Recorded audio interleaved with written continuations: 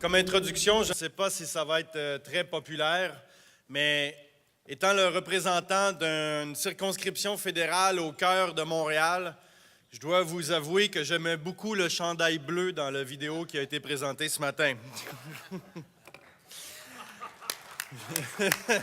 Go Habs, go!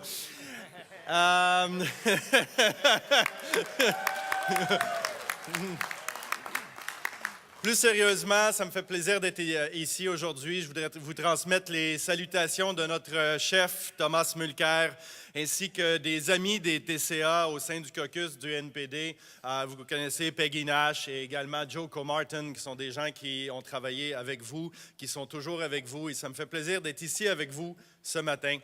Ça me fait plaisir parce que non seulement je suis le critique en matière de travail, mais également parce que je me sens toujours en famille dans le mouvement syndical. J'ai été vice-président de ma section locale au syndicat canadien de la fonction publique, SCFP 687, pendant des années. Ensuite de ça, j'ai été un conseiller en communication, un QP Rep, pendant 9 ans, jusqu'à temps que je sois élu le 2 mai 2011 avec la vague orange et tout le mouvement derrière Jack Layton. Et pour la première fois, le NPD est devenu l'opposition officielle à Ottawa. Et je pense que c'est important qu'on continue à tisser des liens avec le mouvement syndical, avec les travailleurs, les travailleuses et leurs familles pour être capable de construire une société meilleure au Québec et puis partout au Canada. I'm glad to say that a few years ago, I was making a tour with the QP because a lot of our workers of Journal de Québec were put on the street because of Mr. Pierre-Carl Péladeau. They were locked out, like Mr. Péladeau liked to do a lot of times. And I had the honor and the pleasure to visit Port Elgin, your formation center, beautiful place.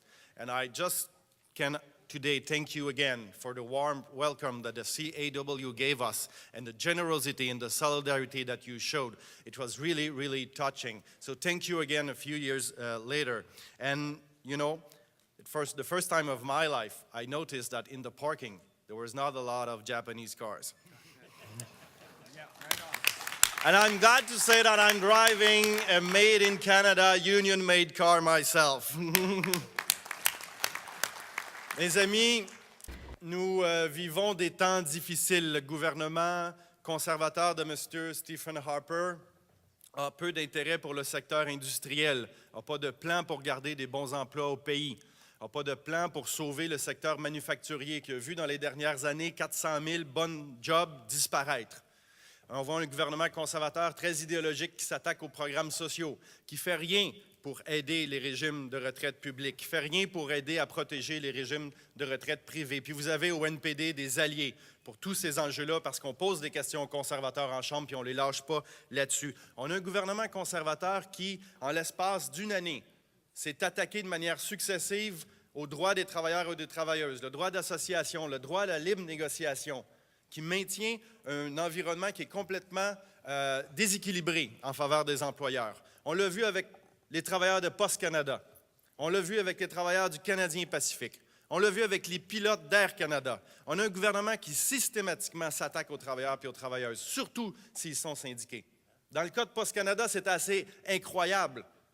Post Canada est une société de la couronne qui met en lock-out ses propres facteurs et factrices, ses postiers. Et ensuite de ça, le gouvernement conservateur dit « c'est épouvantable, la poste ne circule pas dans le pays, c'est un danger pour l'économie ». Hey, c'est un lock-out. Tu as juste besoin d'appeler le président de Post Canada et de lui dire « arrête ça ». Non. Ils ont voté une loi qui forçait le retour au travail des travailleurs et des travailleuses, qui imposait des conditions de travail.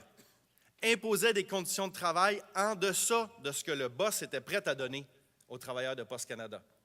Qu'est-ce qu'on a fait, l'opposition officielle? Qu'est-ce qu'on a fait, le NPD, avec Jack Layton? On s'est battu pour les travailleurs. On a fait un filibuster en Chambre. On a parlé sans arrêt pendant 58 heures. Pourquoi? Pas parce qu'on se trouvait intéressant, parce que ça donnait du temps à l'équipe de négociation syndicale d'essayer de trouver une entente avec Post Canada. Puis c'est ça qu'on a fait. Et on sait qu'il y a eu 2 ententes qui ont été négociées, puis c'est le bureau du premier ministre qui les a bloquées à chaque fois, parce qu'il ne voulait pas que les travailleurs et les travailleuses puissent remporter une victoire. Mais on a vu une opposition officielle néo-démocrate, qu'est-ce que ça pouvait faire? Ça se lève debout, puis ça se bat pour les jobs, pour les retraites, puis puis pour les travailleurs puis leurs familles, puis croyez-moi, c'est ce qu'on va continuer à faire.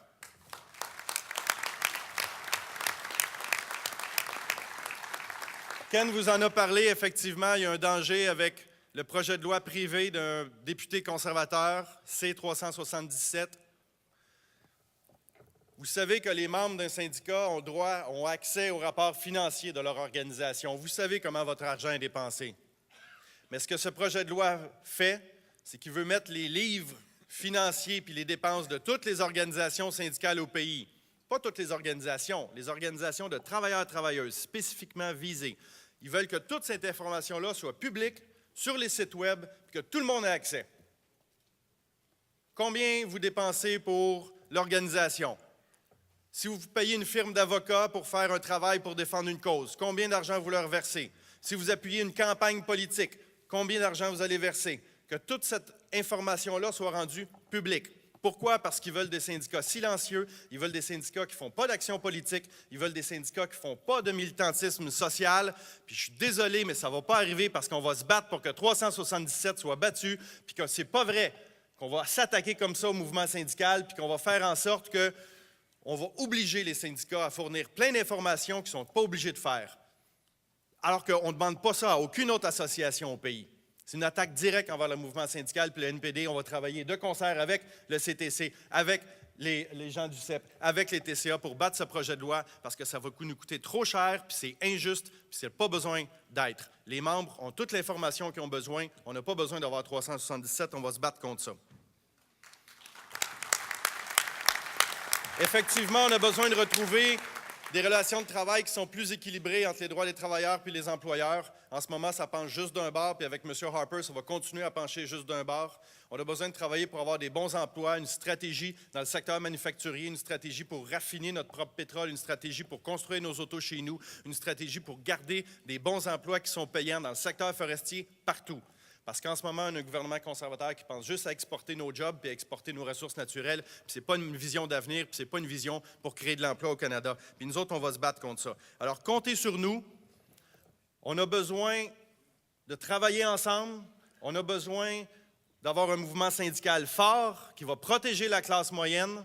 Et je vous félicite du vote courageux que vous avez pris hier pour former un nouveau grand syndicat, plus puissant, plus militant, plus social, plus actif, parce qu'on en a besoin. La classe moyenne du Canada en a besoin. On compte sur vous. Et croyez-moi, le NPD, on va travailler de concert avec vous pour faire avancer notre société, une société plus juste, plus solidaire, plus équitable. Puis dans 3 ans, ensemble, on va se débarrasser des conservateurs de Stephen Harper. Merci. Thank you very much. Job well done, buddy. Thank you. Thank you. Thank you.